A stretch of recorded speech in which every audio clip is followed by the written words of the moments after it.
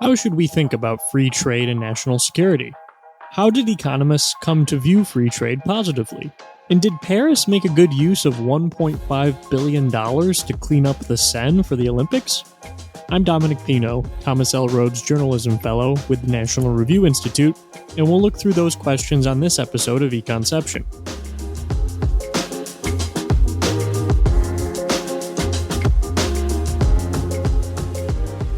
Econception is a podcast of the American Institute for Economic Research that looks at the economic issues of the day and broader economic concepts behind them. We're recording today on location from the gigantic underground water tank that was built in Paris to manage the Seine. It doesn't smell great down here, but we're toughing it out for you. On today's episode, we have our first returning guest to the Econception podcast. It is Samuel Gregg from the American Institute for Economic Research. I had to bring him back, folks, because he has written a great paper for AIER about free trade and national security. And I think this is a really important issue that gets talked about a ton in politics, where you have politicians arguing against free trade, and they try to use national security arguments to do that. And this is a very tricky issue area to talk about because obviously national security is a very important topic, and it's one of the primary jobs of government. It's one of the reasons we have a government. But those arguments can get abused a lot, and I think Sam does a really good job of laying out how. And so we wanted to talk about that today. So thanks so much for being here. Thanks for having me on, Dominic. All right, so let's start with the idea of national security. First of all, that's where you start in your paper. You talk about what do we mean by national security, and I think defining that term is actually more important than it might seem. Well, that's a good place to start because definitions are really important when it comes to thinking about the relationship between national security and trade agreements. And if you have an excessively loose definition of what constitutes national security, then national security becomes a type of wedge for everything that you want to do, whether it's in the economy or in other aspects of life. It becomes a wedge by which you legitimize whatever it is you've already predetermined that you want to do. So that's why I think definitional issues are very important. So, but if you want to get very, very specific, I think it's fair to say that national security is really about the safeguarding of the nation as a whole. And it's, the highest goal of national security is the protection of the nation and its people from attack and other external dangers by maintaining armed forces and guarding state secrets. So what that means is maintaining your independence as a state, identifying threats to national security, and establishing and maintaining a military that's able to defend the state from external aggression and to support other national interests commensurate with available resources. Now, that sounds broad, but actually it's not, because what it does is rule out certain things as being a matter of national security. So the example I use in the paper is public health. So you can have a pandemic, right, that obviously threatens the lives and health of the inhabitants of a given country. But unless that pandemic has resulted from, say, a biological weapon being used by a foreign state or terrorists or whatever, it's not an attack of one state upon another. So the responsibility for dealing with a pandemic is the responsibility of people who are in charge of health policy. It's not national security officials who take care of it. So that's one way I think it's very helpful to sort of make these types of distinctions. And it sort of enables you to say, well, I hear what you're saying about this particular issue that worries you and you think it's a matter of national security, but does it really fit into a classic definition of what national security is all about? One of the problems that can come up in the conversation is that free trade is supposed to be good for economic growth. This is, there's evidence that shows that it's modestly good if you look at it sort of on an average worldwide, that free trade is good for economic growth. It's not as big as some people might expect, but it is there. And so, as you point out in the paper, a growing economy, a healthy economy can better finance defense spending.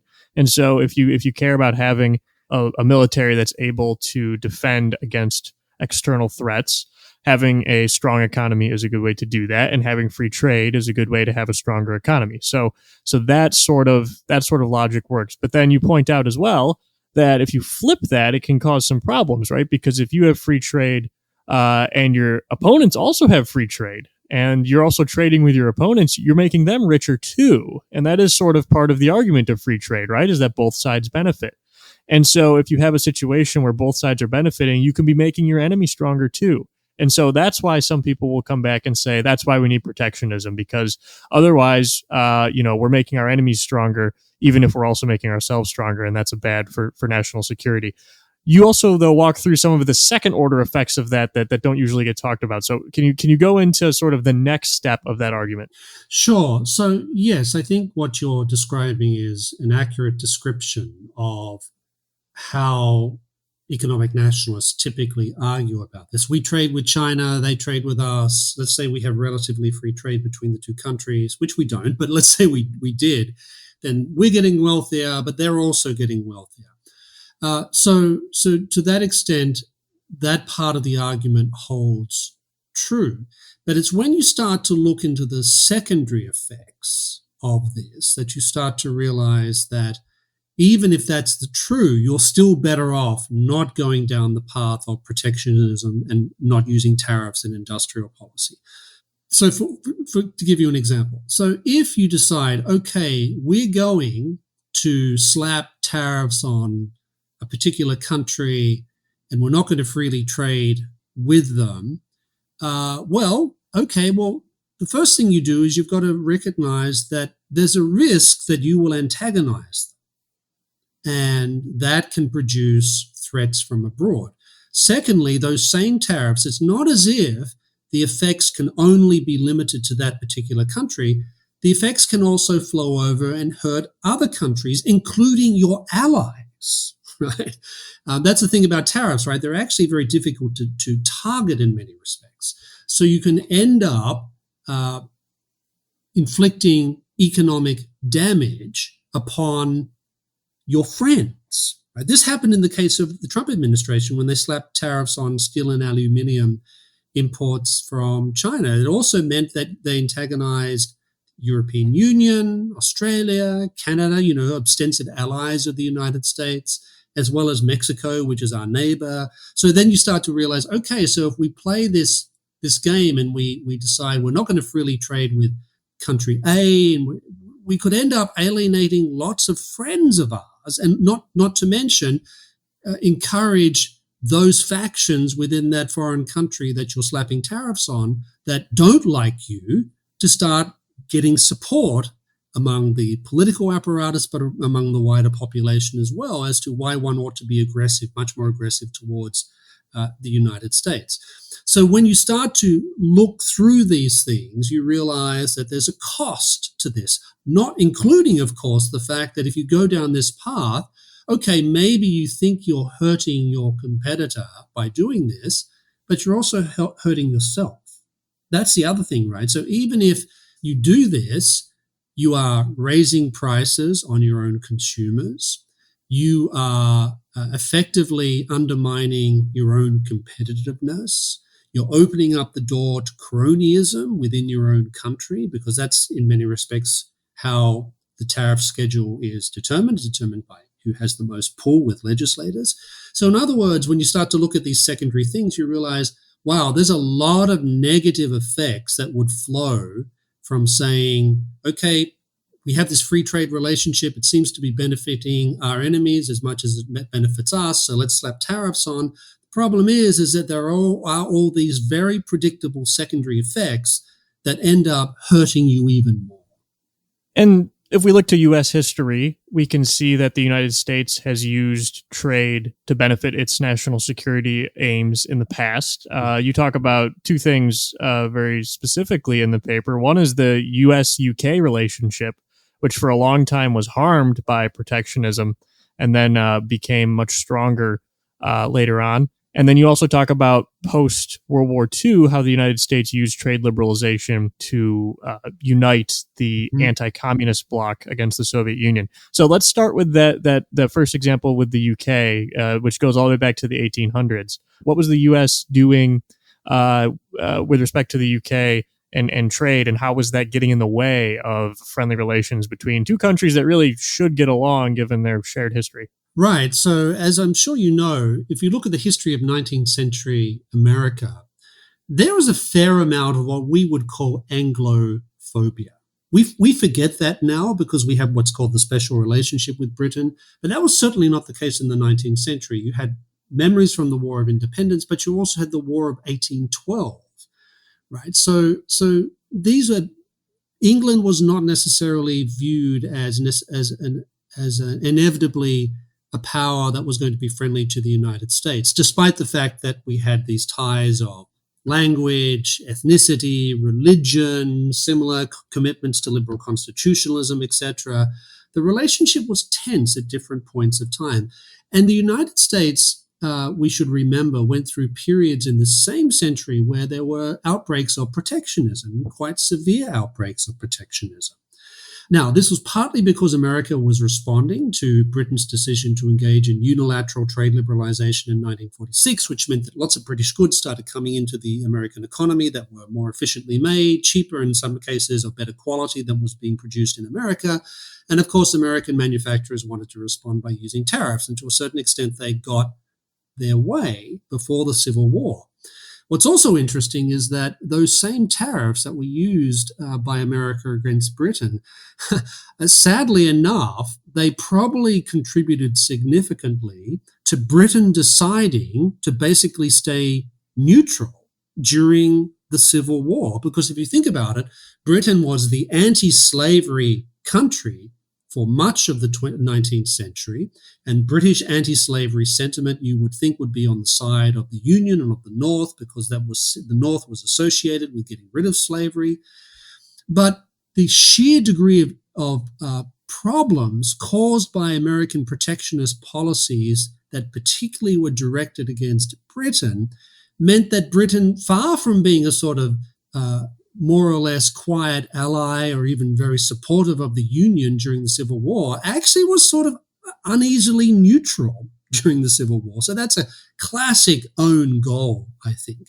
But also when you start to look at after the Civil War, when tariffs become even more part of the American political economic structures of the time, this also alienated the world's biggest power at the time, which of course was Britain. It was the world's superpower.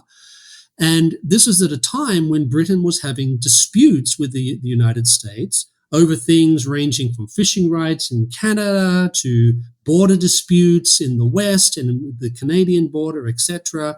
And at times, there were major diplomatic efforts that were required to try and overcome these tensions. And part of the problem was tariffs. American tariffs were seen as directed against Britain because in many respects they were. And lots of British statesmen who might otherwise have been sympathetic to the United States were saying things like, well, how can we possibly resolve all these other disputes when you're actively discriminating against British imports into your country? So tariffs weren't the whole story, obviously, but they certainly exacerbated America's relationship with the country that was the naval, economic, and financial superpower for most of the 19th century. That strikes me as a very clear case of where protectionist policies actively endangered U.S. national security. Yeah, and then after World War II, the United States uses trade liberalization, as I said before, to sort of, as one of the things to solidify the anti-communist bloc against the Soviet Union. What was the thought process there that policymakers had, and why did they see free trade as being good for national security? Well, part of it was driven by the realization that economic nationalism in the interwar period, which, as you know, broke out everywhere after the First World War, there was a sense that this had contributed to the breakdown of good relations between countries. It had encouraged nationalist tendencies within countries like Japan, Germany, Italy, etc., that had encouraged these countries to go down the economic nationalist path, which in some respects will sometimes lead to countries engaging in imperialistic exercises. So there was this sense that economic nationalist policies in the interwar period had contributed to the outbreak of the Second World War. Now, it obviously wasn't the only cause. There were a lot of other things going on, but it was considered to have contributed to these things. So post-war American policymakers wanted to avoid that particular problem. They wanted to diffuse protectionism as a cause for nationalistic sentiments breaking out again in Europe. So that's one thing. The second thing, as you mentioned, was the concern about the Soviet Union. And the Soviet Union was clearly a belligerent player towards the United States, towards the end of the Second World War, and certainly after the Second World War. And the argument was that the way that you strengthen and bolster the capacity of, say, Western European countries, many of which had very large communist parties as part of their political landscape. We're talking about countries like Italy and France, where up to between 20 and 30% of the population were regularly voting for communist, pro-Stalin, pro-Moscow parties. The idea was that if you engage them in a trade sense and you bring them into a close trade relationship with the United States, which meant opening up the United States to imports from abroad and vice versa on the part of these other countries, then you would build these strong economic links that would make it harder for the Soviets to pick off these countries one by one as they sought to extend their hegemony across the world. So that was very much, so trade policy here was partly driven by good economics, and there were many Americans still remembered the Smoot-Hawley tariff acts of the early 1930s that had done such damage to the American economy. But there was also this sense that free trade here actually will bolster the United States' national security by helping us to build strong alliances with countries that we are culturally, politically, and institutionally very much in sympathy. Yeah, I think people forget a lot of times in the late 40s, especially the real risk that there was of some countries that we now think of as like obviously Western countries actually voting for communist governments. Absolutely. Italy, that was certainly one of the top examples of that. When you were discussing the relations with the Soviet Union, one of the things that people might look at today and say, okay, the Soviet Union doesn't exist anymore, but we still have a big, powerful communist country in China. And so there's one sense in which the trade liberalization policy makes perfect sense, and that's, liberalizing trade with our allies against China, just like we did with our allies against the Soviet Union. So instead of focusing more on Europe, this time it would be focusing more on Asia, countries like Japan, South Korea, Philippines, places like that.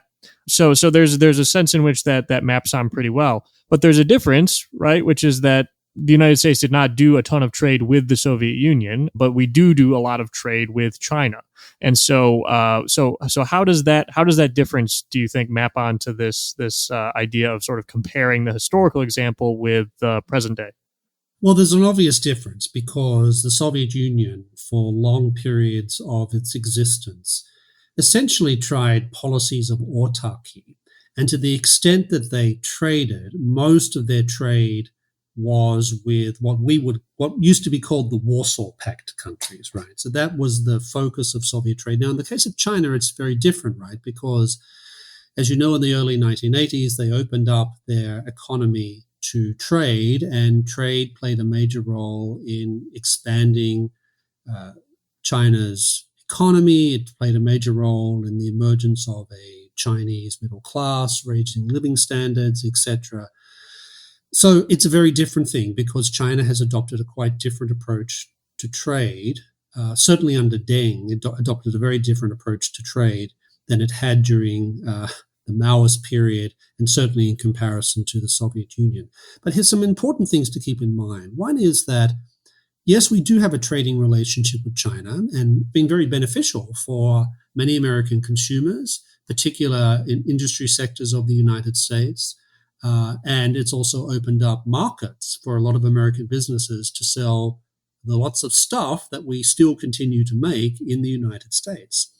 But we should keep this in perspective and remind ourselves that America's trade with the rest of the world, less than 9% actually, maybe even less than 8% now, is with China. We trade more with Canada and with Mexico than we do with China. So I think it's very important to put this in perspective, because I think some people look at China and say, well, we're sort of integrated at the hip with China. It's the sort of Chin America argument that people like Niall Ferguson were making not so long ago about these things. But I think when you look at it, you realize the degree of trade is a lot less than we realize. So that's the first thing. The second thing I think we should keep in mind is that as conditions in China deteriorate from a free market standpoint, right? So more and more emphasis is being put on state-owned enterprises. Free economic activity is gradually being squeezed by Xi and his regime. That the Chinese economy is marked by massive inefficiencies, that they've lost their main comparative advantage, which was cheap labor. They have huge problems with their demographic implosion that's going on right now, etc. What does this mean? What it means is that American businesses, and European businesses for that matter, are actively choosing to get up and leave. And that's what happens when you have relatively liberal trade relationships. Countries, businesses located in one country can decide, it's just not worth doing business in China anymore. So we're going to go somewhere else. And in relatively liberalized arrangements, that becomes a lot easier. I think it would be a grave mistake for the federal government to simply declare, we are going to decouple from China, we're going to forbid American companies from trading with China. I can't help but think that would induce a lot of chaos into large sectors of the American economy. It would mean that businesses were having to make very quick and hasty and often ill-thought-out decisions about where they might relocate, etc. But the beauty of the situation we face now is that American businesses are making these own decisions for themselves and with their own timing. And that's what that means is that a lot of American businesses are already shifting operations to countries like, you mentioned some of them, the Philippines, Japan, Vietnam, South Korea, Australia, India, etc. A country that has a positive approach towards open trade is in a much better position, whereby the businesses from that country can make these types of adaptations relatively quickly and without incurring the same sort of expenses that they would if we lived in a protectionist world.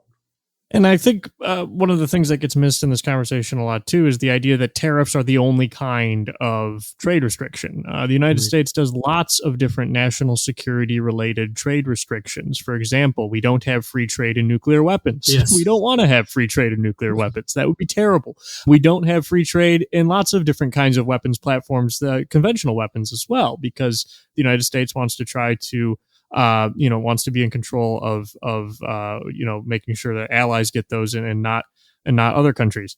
We have all sorts of sanctions on foreign businesses that are linked to terrorist groups or linked to organized crime.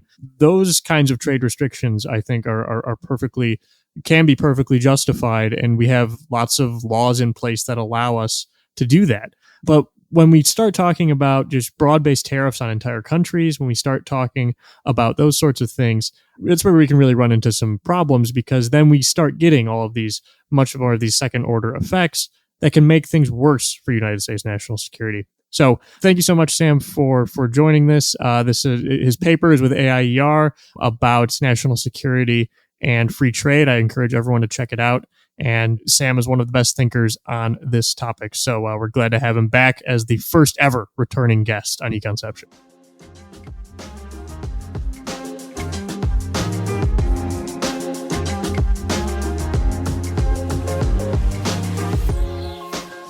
So one of the things that we talked about with Sam is that economists, or that the United States, I should say, after World War II, pursued free trade as a economic policy and as a national security policy. There's, parallel to the politics of it, there's also the intellectual debate about free trade. And if there's one thing you know about intellectuals, it's that a lot of times, especially when the United States is pursuing a particular policy, a lot of times that can be very controversial. And we see the same thing happen at that time, after World War II, and in the decades that followed, with free trade among economists.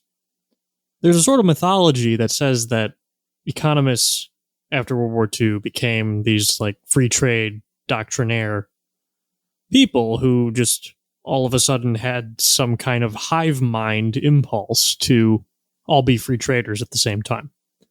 And that this was not previously what economists thought.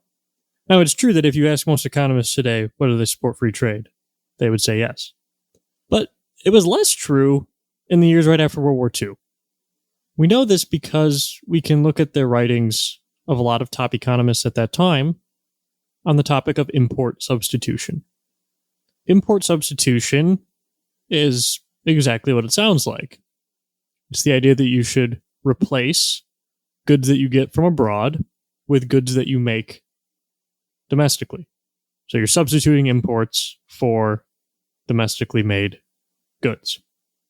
And this was a very, very popular idea in the 1950s, in the 1960s, among many economists, especially for developing countries.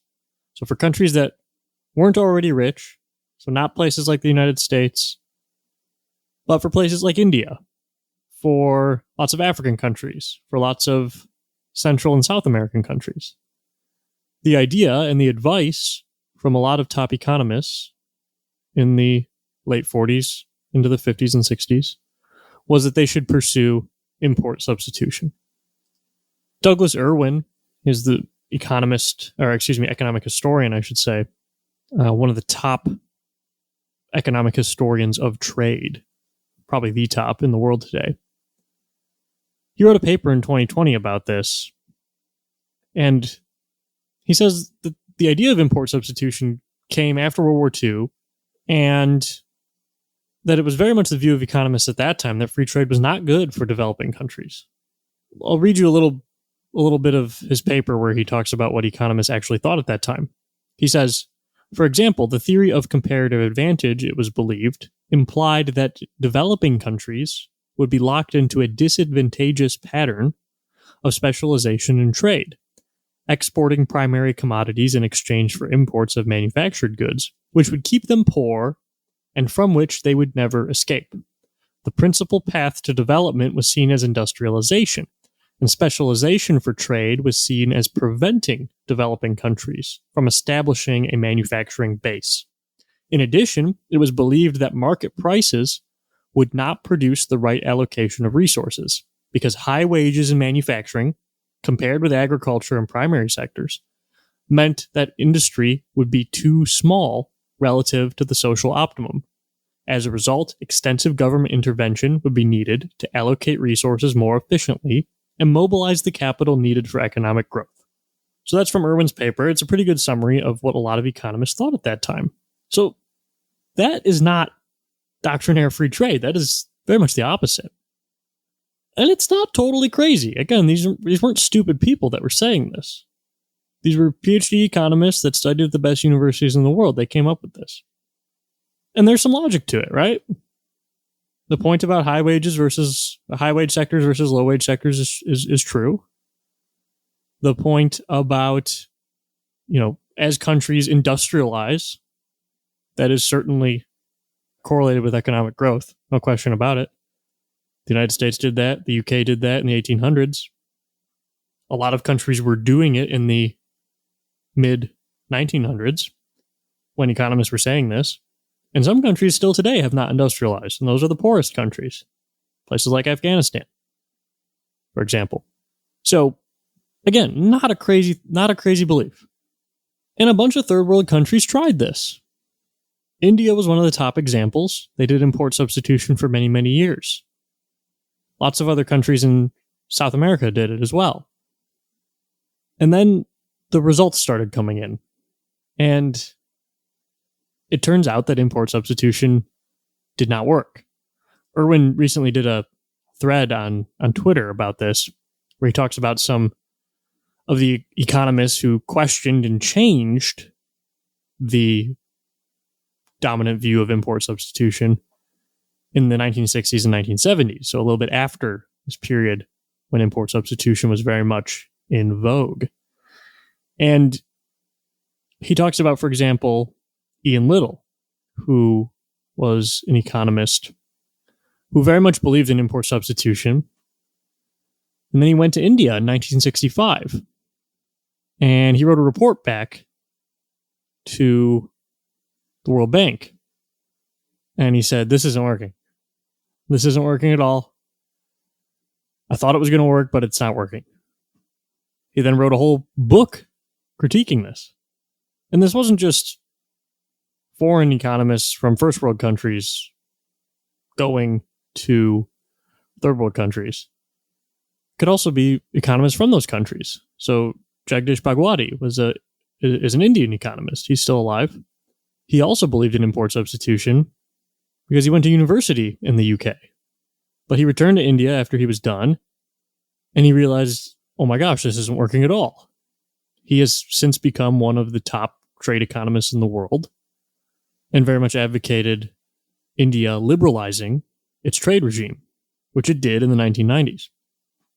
And since the 1990s, India has grown at a much, much faster rate than it grew previously. So economists actually came to this more unified view on free trade and being in favor of free trade, not as the result of some kind of doctrinaire application of abstract principles that don't really fit on the real world. In fact, many economists wanted protectionism and arguing for import substitution. The difference is we saw how it actually worked. That was the thing, not the principle. Actually seeing how it worked was what got economists more on the same page in this. In 1987, Bhagwati wrote in a paper, he said, in economics, consensus is produced by sharpening differences, in politics, by obfuscating them. Those are very wise words. He's basically saying that in economics, we try different things and test them out and see what works.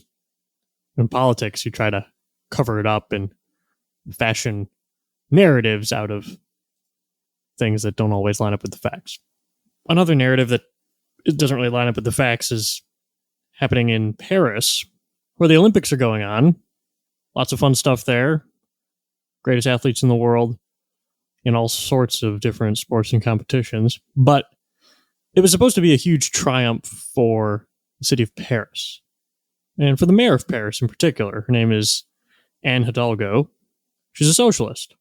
And Olympic planning goes back years and years and years. They give the cities plenty of time to prepare for hosting the Olympics, building a bunch of stadiums, building the facilities to house the athletes, all those different kinds of things. And cities also use it as sort of a way to, an excuse really, to beautify their cities, to do projects that they've wanted to do for a while. And you can see this in different places. The sort of Olympic parks in cities that one time hosted the Olympics, they sort of preserve that area as a nice public park after the Olympics leave, which is fine, whatever. But Paris was going to use this opportunity to demonstrate that it was an environmentally friendly city, that it was going to be an example of sustainability. And so as part of this, they spent $1.5 billion, billion with a B, $1.5 billion to help clean up the Seine, which is the river that runs through Paris. The Seine has been, it's been prohibited to swim in the Seine for over 100 years because it's been polluted. Now, a lot of times when we talk about pollution, especially in a context of environmentalism, we're talking about industry. We're talking about factories, businesses, polluting waterways, polluting the air, stuff like that. And that obviously happens. That totally happens. And it's good to clean that up. But that's not what's going on with the Seine. The reason the Seine is polluted is because of sewage. Because the sewer system of Paris is very old, because Paris is very old.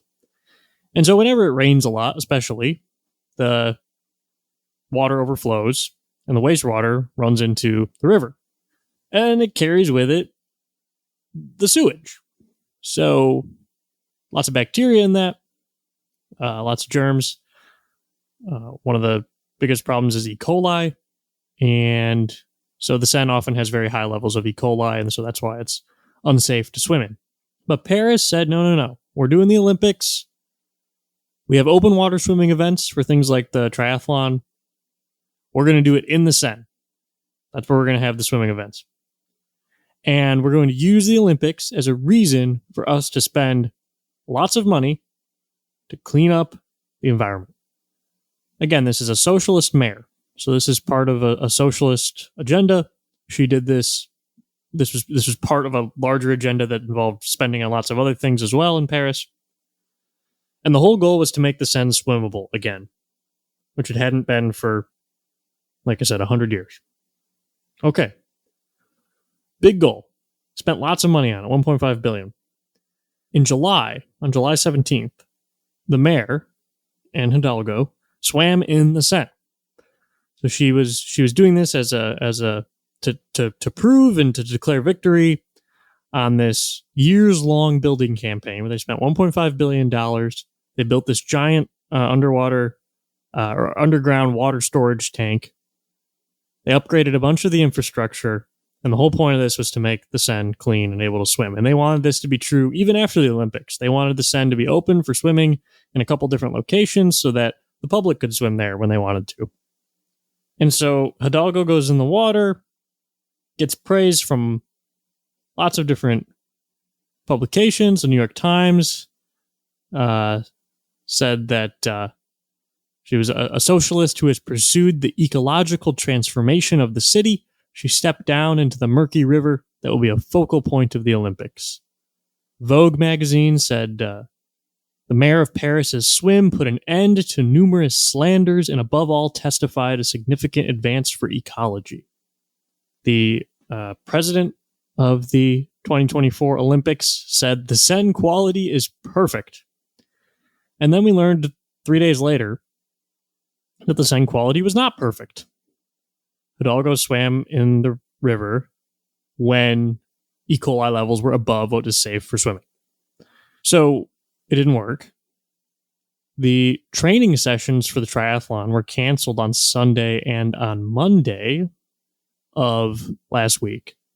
The triathlon was supposed to be held on Tuesday. The men's triathlon, I should say, was supposed to be held on Tuesday. The women's was supposed to be on Wednesday. They ended up postponing it to Wednesday when they said the water was clean enough. On Tuesday, they said it wasn't. It had been raining a lot in Paris, and like we said before, when it rains a lot, the sewage gets worse. And so you got to ask yourself, was this really worth it? I mean, first of all, most obviously, they lied about it being safe to swim in when the mayor swam in it. Or if they didn't lie, they at least didn't care to know that it was unsafe. But putting that aside, maybe you could say, well, look, the river's still cleaner than it was, even if it's still not safe to swim in. It was worth a shot, and that's a good thing. There's two problems with that way of thinking. One is they're the ones who set the goal of it being safe to swim in. That's what they said they wanted to do with the $1.5 billion. And they didn't do it. So judging by their own cost benefit, they didn't do what they said they were going to. So that's the first problem. And the second problem is this. Even if the Seine is cleaner than it was, $1.5 billion is a lot of money. Was that the best use of that $1.5 billion in a city like Paris? I'm not an expert on the municipal needs of Paris, but I feel like it's probably true that $1.5 billion could have been used on something more important than making a river still not clean enough to regularly swim in. And that's the opportunity cost. We don't really know what the opportunity cost was here because we don't know what that $1.5 billion would have been used on instead. But there was probably something more important because the only reason that Paris put this much into this was because the Olympics was coming. Cleaning up the Seine has been an idea for a long time. It was a goal of previous mayors, and they never got around to it. The reason they never got around to it was probably that They had other things that they thought was more important. But when you put the Olympics in to the equation, now all of a sudden it warps the priorities to make it so that we're going to spend lots and lots of money on something that happens over a period of 3 weeks, probably at the expense of something that would benefit people for the city year round. We talked in a previous episode of Econception with John Mozina about stadium subsidies and how politicians often get very tempted by sporting events as economic events. But that's because they only see what's happening and they don't see the other things that don't happen. It's a similar thing going on here, and politicians should really be wiser about how they spend taxpayer money. Now it's time for the paper of the episode. But before that, if you've enjoyed this episode, please subscribe and leave us a positive review wherever you get your podcasts. Helps us to know you enjoy the show and makes the show more visible for others to start listening as well. I let Sam pick the paper of the episode from the journal Economica in February of 1935 by Wilhelm Röpke, Fascist Economics. Of course, the article is about why it's bad. Here's Sam to tell you about it. So the paper I'd like to mention today is one that was written almost 90 years ago, written by a German free market economist named Wilhelm Röpke. And the title of the article, provocatively enough, is Fascist Economics. It was published in 1935 in the economic journal Economica, Volume 2, Number 5, 1935, pages 85 to 100. And I think this is a fascinating analysis because what Röpke does is examine what is claimed to be a fascist way of doing economics or a fascist way of thinking about the economy. Now, that sounds strange to us, but we need to remember that fascist ideas were very powerful at this particular point in history. Röpke himself was a very strong anti-Nazi and had basically left Germany at the end of 1933 because he refused to deal with or compromise with the National Socialist regime. But as one of Europe's leading free market economists, he was deeply aware that fascist regimes, both in Germany and Italy and elsewhere, definitely had a type of economic program that was part of their overall agenda for reordering society. So in 1935, he writes this relatively long article examining, well, what is fascist economics? And one of the things he discovers very quickly is that fascist economics has very, very little to do with economics. He says at least communists, for whom he had an equal degree of loathing, he says that at least communists have a fairly clear anti-capitalist program. And as we know, communism was heavily informed by Marxist economics. And I happen to think Marxist economics is junk, but there's no question that Marxists think very carefully about economic questions. But he says when you compare that with fascism, he says, well, it's really hard to get a sense of what fascist economics as a way of looking the world economically is about. And he concludes that basically fascist economics is really about politics. It's not about trying to reorder the economy in ways that produce more efficiency or anything like that. It's really about maximizing state control of society while keeping in place at a minimum some type of framework of property rights, some degree of competition. In other words, enough of these things that you can placate what you might call the bourgeois middle class or industrialists or the business sector in these countries, while simultaneously limiting their ability to act in a politically independent manner. So I think this is very helpful when it comes to thinking about the return of economic nationalism in our time. Now, I'm not saying that economic nationalists today are fascists. That's not what I'm suggesting. What I am suggesting, however, is that if you look at economic nationalism, you see very clearly that what drives it is not a concern for good economic theory. What it drives it is not a concern for the types of questions that economists typically think about, like supply and demand, or how do we maximize utility, or how do we deal with the question of marginal value, etc., etc. Economic nationalists are generally not interested in this. For them, the priority is politics. And that, I think, means that any claim that comes from the realm of economic theory is viewed from that lens and either accepted or dismissed based upon whether it fits the particular political agenda that an economic nationalist is trying to run.